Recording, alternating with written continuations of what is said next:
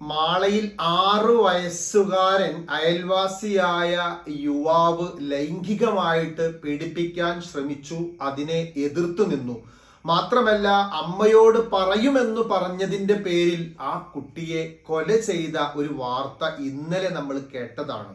ചാമ്പക്ക നൽകാമെന്ന് പറഞ്ഞിട്ടാണ് കുട്ടിയെ കൊണ്ടുപോയത്. എന്നിട്ട് ലൈംഗികമായിട്ട് കുട്ടിയോട് പെരുമാറിയപ്പോൾ, ലൈംഗികാതിക്രമം നടത്താൻ ശ്രമിച്ചപ്പോൾ, പ്രകൃതി വിരുദ്ധ പീഡനം നടത്താൻ ശ്രമിച്ച സമയത്ത് കുട്ടി അതിൽ നിന്ന് കൊതറി മാറി. മാത്രമല്ല, അമ്മയോട് ഞാനിത് പറയും എന്ന് പറഞ്ഞപ്പോൾ ഈ യുവാവ്, അയൽവാസിയായ യുവാവ്, തൊട്ടടുത്തുള്ള കുളത്തിലേക്ക് ഈ കുട്ടിയെ തള്ളിയിട്ടു. 2 വട്ടമാണ് കുട്ടി അതിൽ നിന്നും കയറാൻ ശ്രമിച്ചത്. എന്നിട്ടും ഒരല്പം പോലും കാരുണ്യം കാണിക്കാതെ ആ കുട്ടിയെ അതിലേക്ക് തന്നെ ചവിട്ടി താഴ്ത്തിയിട്ട് ആ 6 വയസ്സുള്ള ആ മോനെ വളരെ മോശമായ രീതിയിൽ കൊല ചെയ്തൊരു വാർത്തയാണ് കഴിഞ്ഞ ദിവസം നമ്മൾ കേട്ടത്. കേരളം മൊത്തം നടുങ്ങി.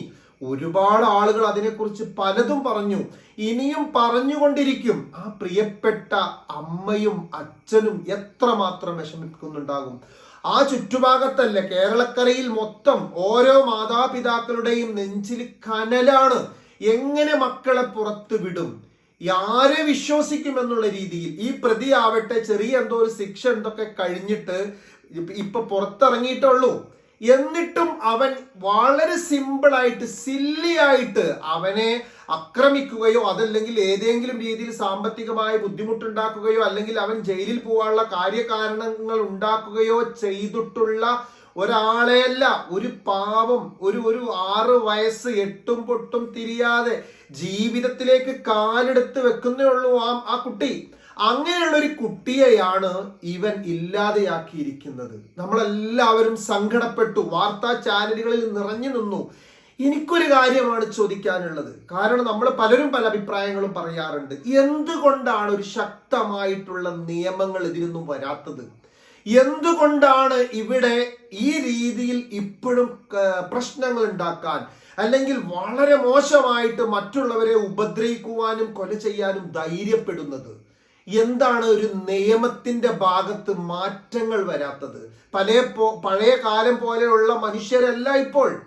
വളരെ കാരുണ്യം കുറഞ്ഞിട്ടുണ്ട്, മനുഷ്യത്വം കുറഞ്ഞിട്ടുണ്ട്. സൗകര്യങ്ങളൊക്കെ കൂടിയിട്ടുണ്ടെങ്കിലും വിദ്യാഭ്യാസങ്ങളൊക്കെ കൂടിയിട്ടുണ്ടെങ്കിലും ഞാനൊന്ന് ചോദിക്കട്ടെ, ഇവിടെ വഖഫ് ഭേദഗതി ബില്ല് വന്നു, അതേപോലെ തന്നെ മുത്തലാഖ് പിന്നെ ചർച്ചകൾ ഉണ്ടായി, അതിന് മാറ്റങ്ങൾ വരുത്താൻ തുടങ്ങി. ബാബരി മസ്ജിദ് പൊളിച്ചിട്ട് അവിടെ ഇപ്പോ പിന്നെ ക്ഷേത്രം ഉയർന്നു. അങ്ങനെ അങ്ങനെ പല രീതിയിലുള്ള പല എന്താ പറയുക, നമ്മുടെ രാജ്യത്തിന്റെ നിയമങ്ങളൊക്കെ പലതിലും അല്ലെങ്കിൽ എന്താ പറയുക പല രീതിയിൽ മാറ്റങ്ങൾ വരുത്താൻ ശ്രമിക്കുന്നുണ്ട്. എന്താണ് മനുഷ്യന്റെ ജീവന് മാത്രം ഇവിടെ ഒരു വിലയും കൽപ്പിക്കാത്തത്? അങ്ങനെ നിയമങ്ങൾ കൊണ്ടുവന്നാൽ, ശിക്ഷാ നടപടികൾ കൊണ്ടുവന്നിട്ടുണ്ടെങ്കിൽ അതാരാണ് ഇത് കൊണ്ടുവരാൻ ഭയപ്പെടുന്നത്? വളരെയധികം സൂക്ഷ്മമായിട്ട് കാര്യമായിട്ട് ചിന്തിക്കേണ്ട ഒരു കാര്യമാണ് ആൾക്കൂട്ട കൊലപാതകം. അതേപോലെ തന്നെ പരസ്യമായിട്ട് കയ്യിൽ തോക്കെടുത്ത് വാളെടുത്തിട്ട്, നമ്മുടെ ഇന്ത്യ രാജ്യത്താണ് ഈ വീഡിയോകളൊക്കെ കണ്ടുകൊണ്ടിരിക്കുന്നത്. ഇന്ത്യ രാജ്യത്താണ് ഇത് സംഭവിച്ചുകൊണ്ടിരിക്കുന്നത്.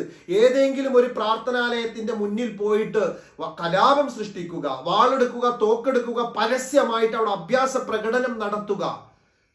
എന്താണ്, എവിടേക്കാണ് നമ്മുടെ നാടിന്റെ പോക്ക്? എന്നിട്ട് ഇങ്ങനെയൊക്കെ വിഷയങ്ങൾ ഉണ്ടായിട്ടും ഒരു നിയമം, അതായത് ഒരു പേടി ഉണ്ടാകുന്ന രീതിയിൽ അക്രമകാരികൾക്ക് ഉള്ളു ഭയപ്പെടാൻ, അതല്ലെങ്കിൽ ഇനിയൊരു തെറ്റ് ചെയ്താൽ എനിക്കിതുപോലെ ജീവിക്കാൻ കഴിയില്ല എന്ന് തോന്നുന്ന രീതിയിൽ ശക്തമായിട്ടുള്ള ഒരു ശിക്ഷാ രീതി നിയമം കൊണ്ട് അല്ലെങ്കിൽ നിയമത്തിൽ മാറ്റം വരുത്താതെ എങ്ങോട്ടാണ് നമ്മൾ ഇവിടെ ഭരണമുണ്ട്, ഭരണകർത്താക്കളുണ്ട്, പിന്നെ ഇന്ത്യ മിനുങ്ങുന്നു, തിളങ്ങുന്നു എന്നൊക്കെ പറഞ്ഞിട്ട് പോകുന്നത്? ഈ രീതിയിൽ മുന്നോട്ട് പോയാൽ എന്തൊരു മനസ്സമാധാനമാണ് നമുക്ക് ലഭിക്കുക? എങ്ങനെയാണ് സ്വസ്ഥമായിട്ട് മക്കളല്ല, എങ്ങനെയാ മനുഷ്യർക്ക് പുറത്തിറങ്ങാൻ കഴിയുക? ആ രീതിയിലല്ലേ ഇന്ന് ഓരോന്ന് സംഭവിച്ചു കൊണ്ടിരിക്കുന്നത്. എന്നിട്ടും ഒരു രീതിയിലും കുലുങ്ങാതെ ഇപ്പോഴും ആ ബില്ല് മാറ്റാനും ഈ ബില്ല് മാറ്റാനും നടന്നുകൊണ്ടിരിക്കുന്ന, അല്ലെങ്കിൽ നടപ്പിൽ വരുത്തിക്കൊണ്ടിരിക്കുന്ന, അല്ലെങ്കിൽ അതിനുവേണ്ടി മുറവിളി കൂട്ടുന്ന, എന്താ പറയാ, എങ്ങോട്ടാണ് നമ്മുടെ പോക്ക്, നമ്മുടെ ഇന്ത്യയുടെ പോക്ക്? ചെറിയ എന്തെങ്കിലും പ്രശ്നങ്ങൾ ഉണ്ടെങ്കിൽ അതിന്റെ പേരിൽ വലിയ ശിക്ഷകളും ആകെ വിഷയങ്ങളും ജാമ്യമില്ലാ വകുപ്പുകളും അങ്ങനെ ഇങ്ങനെയൊക്കെ ആയിട്ട് ഒരുപാട് പാവങ്ങൾ ഉള്ളിൽ കിടക്കുന്നുണ്ട്. എന്നാൽ വലിയൊരു തെറ്റ് ചെയ്യാൻ മനുഷ്യന് മടിയില്ലാത്തൊരവസ്ഥയിലേക്ക് പോയിക്കൊണ്ടിരിക്കുക. നിങ്ങളൊന്ന് ചിന്തിച്ചു നോക്കി, ആ പാപം കുട്ടി 6 വയസ്സായ മോന് എന്ത് തെറ്റാണ് ഈ സമൂഹത്തിനോട് ചെയ്തത്? ആ കുട്ടിയോട് ഇത്രയും കാമം ഇവൻക്ക് തോന്നുന്നുവെങ്കിൽ ഏതെങ്കിലും ഒരു റോട്ടിലൂടെ ആരുമില്ലാത്ത സമയത്ത് ഒരു പെൺകുട്ടിയൊക്കെ നടന്നു വരുമ്പോൾ ആ കുട്ടിയൊക്കെ എന്തായിരിക്കും ഇവൻ ചെയ്തു വെക്കുക?